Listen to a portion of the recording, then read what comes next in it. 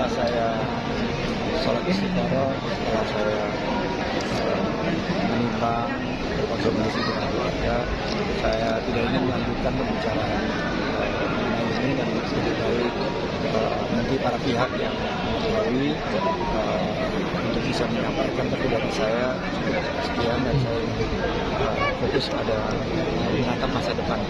Kontestasi demokrasi tidak sebentar lagi, kita tatap masa depan dengan penuh rasa sukacita, gembira dan kesatuan bangsa Indonesia.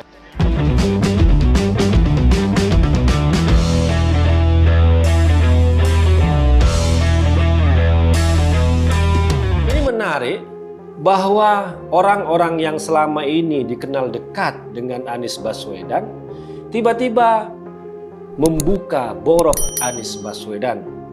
Kita tahu Sandiaga Uno adalah wagubnya Anies dalam Pilkada DKI. Tapi ternyata sekarang orang-orang di sekeliling Anies Baswedan mulai membongkar borok-borok dan siapa itu Anies Baswedan.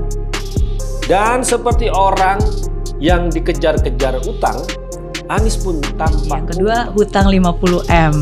Yang terakhir, Pak Sandi menyebutkan setelah didoakan dan juga dipertimbangkan, didiskusikan dengan keluarga, beliau ikhlaskan hutang 50M itu. Menurut tanggapan Pak Anies? Seperti halnya sekarang janji-janji yang terbukti dikhianati oleh Anies, janji bahwa dia tidak akan mencalonkan kalau Pak Prabowo masih mencalonkan, dia tidak pernah komentar karena itu sudah terbukti kuat.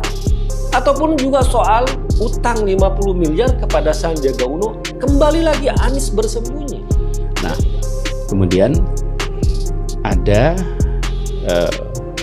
pinjaman, sebenarnya bukan pinjaman, dukungan yang pemberi dukungan ini meminta dicatat sebagai hutang.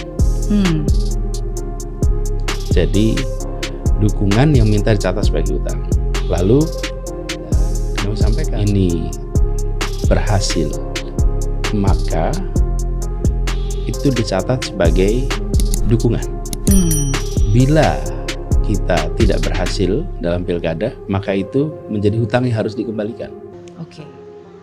Dikutip dari CNN Indonesia Jakarta, Wakil Ketua Dewan Pembina Partai Gerindra Sandiaga Uno mengaku telah merelakan masalah utang piutangnya dengan Anies Baswedan senilai 50 miliar saat keduanya maju di Pilgub DKI Jakarta 2017 lalu.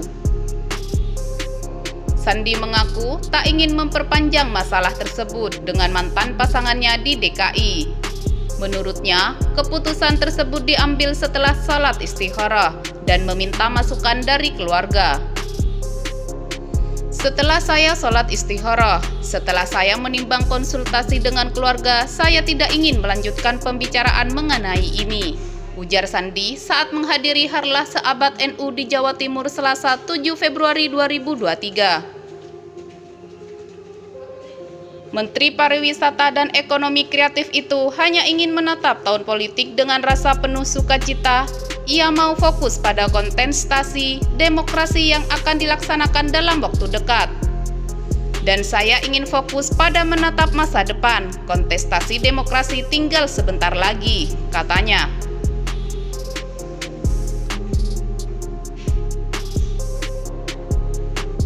Meski begitu, Sandi menegaskan dirinya masih berhubungan baik dengan Anies dan tetap bersahabat.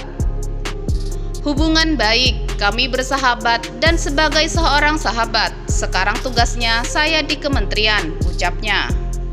Kabar utang piutang antara Sandi dan Anies sebelumnya disampaikan Wakil Ketua Umum Partai Golkar, Erwin Aksa. Dia menyebut Sandi sempat meminjami uang 50 miliar kepada Anies untuk logistik pemenangan saat keduanya maju di Pilkada DKI 2017.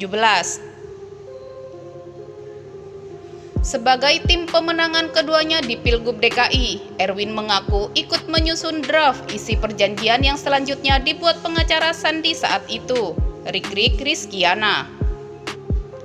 Intinya kalau tidak salah perjanjian utang piutang barangkali ya, yang pasti Yang pasti, yang punya duit memberikan utang kepada yang tidak punya duit. Kira-kira begitu, kata Erwin dalam video yang diunggah melalui kanal YouTube Akbar Faisal Uncensored. Karena yang punya duit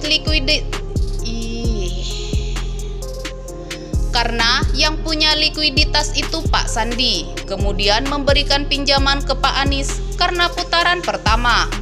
Ya namanya lagi tertatih-tatih, kata dia lagi.